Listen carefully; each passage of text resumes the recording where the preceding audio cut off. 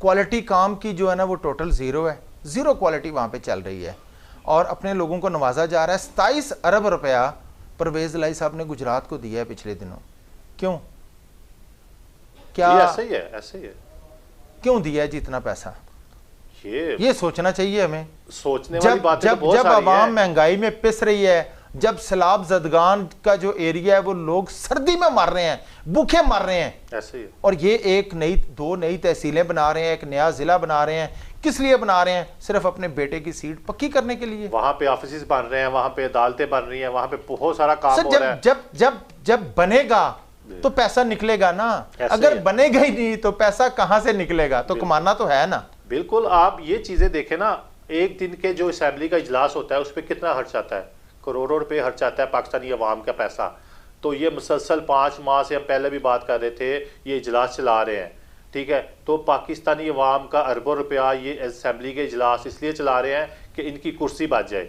तो जब ये अपनी कुर्सी के लिए काम करेंगे, अवाम के लिए काम नहीं करेंगे, तो फिर ये जो अवाम की खुशहाली कैसे आएगी, मुझे आप बताएं। देखें राना साहब, अवाम को भी अब अपनी जिम्मेदारी महसूस करनी चाहिए और इनको भी अब ये नहीं करना चाहिए नहीं जी ये सियासी बात हो रही है। नहीं, सियासी बात नहीं। जो करप्शन कर रहे हैं ना, चाहे वो पाकिस्तान मुस्लिम लीग नून का कोई बंदा करे, तहरीक इंसाफ का करे, PTI का करे, जमात इस्लामी का करे, या जमीयत उलमा इस्लाम का या काफिले का, कोई भी करे, हमें अब उसके खिलाफ खड़ा होना पड़ेगा, अवाम को खड़ा होना पड़ेगा, तब हम तरक्की कर सकते हैं। और करप्शन कैसे खत्म हो सकती है जी? जिस दिन हमारी अदलिया ठीक हो जाएगी। आप देखें, अदलिया के हालात देख लें। अगर आप निचली, सबसे निचली अदालत से लेकर आप ऊपर तक चले जाएं, जब तक आप पैसे नहीं देंगे आपकी तारीख अगली नहीं लग सकती। किसी भी इदारे में चले जाएं, नादरा में चले जाएं, पासपोर्ट ऑफिस में चले जाएं, आप जब तक टोकन नहीं लेते 500 का या 1000 का, आप अंदर नहीं जा सकते। सर देखें, बाकी इदारों को तो छोड़ देना, एक वाहिद अदलिया वो अदारा है, अगर ये ठीक हो जाए, अगर इसकी करप्शन खत्म हो जाए, तो मैं आपको लिख के देता हूं राना साहब, पूरा मुल्क ठीक हो जाएगा। क्योंकि जिस करप्ट है, जो भी करप्ट है, जिसने करप्शन की है, उसको अगर रिलीफ मिलता है तो अदलिया से मिलता है। बिल्कुल, अदलिया से। और आज तक हमने यही देखा है, यहां पे अरबों रुपया कमाओ, 2-4 लगाओ और बच जाओ और यशी करो। मुझे कोई एक पाकिस्तान की हिस्ट्री उठा के देखें किसी एक करप्ट को सजा मिली हो। बिल्कुल जी, जो बेचारा गरीब बंदा है उसको सजा मिल जाती है, और जिसके कोई रिसोर्स होते हैं, राना साहब हमने फराह गोगी की बात की जी। फराह गोगी के केस खत्म कर दिए, किसने किए? परवेज लाई साहब के जो जेरे इंतजाम बनी पंजाब की एंटी करप्शन है, उसने वो केस खत्म किए हैं। क्यों खत्म किए हैं जी? और उन्होंने कहा नहीं, वो जो इतना बड़ा केस था फैसलाबाद में जमीनों का, वो खत्म कर दिया। बिल्कुल ऐसा ही है।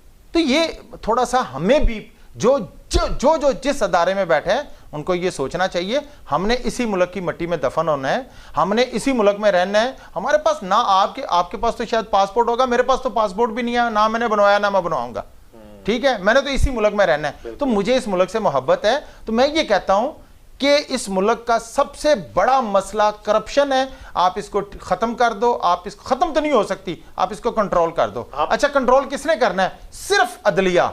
अदलिया की जुडिशरी सबसे पहले इनका एहतसाब करें। जब यहां पे बेहतरीन जज आ जाएंगे, जब आप एक सिस्टम के तहत जज को लेंगे ना, तो सारे आपके मसले हल हो जाएंगे। अदलिया, आपका पॉइंट बहुत वैलिड है कि अदलिया ने ही करप्शन खत्म करनी है, लेकिन अदलिया का एहतसाब कौन करेगा? उनका एहतसाब तो उनके अपने पास है। सर, जब तक उनका अपना एहतसाब नहीं होगा, वो करप्शन कैसे खत्म करेंगे? मुझे ये बताएं। मेरा ख्याल है कि जो हमारे सुप्रीम कोर्ट के जज साहबान है ना, बहुत बड़े नाम हैं जी, बिल्कुल। और माशाल्लाह से अब जाहिर है 65 ईयर में उन्होंने रिटायर होना होता है। अच्छा, 65 ईयर के बाद पीछे क्या रह जाता है बंदे के लिए?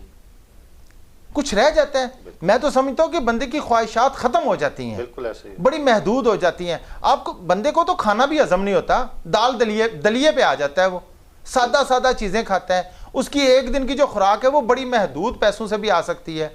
तो जो इतनी बड़ी तनख्वाहें लेने वाले ये जो हमारी जुडिशरी में लोग बैठे हैं ना, इनको अब सोचना पड़ेगा और इनको अपने अदारे को ठीक करना पड़ेगा।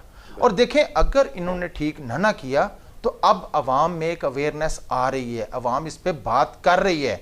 ये ना हो कल को फिर अवाम के हाथों में आए, और जब अवाम के हाथों में आएगा ना तो फिर तबाही होती है, सीधी बात है, बिल्कुल फिर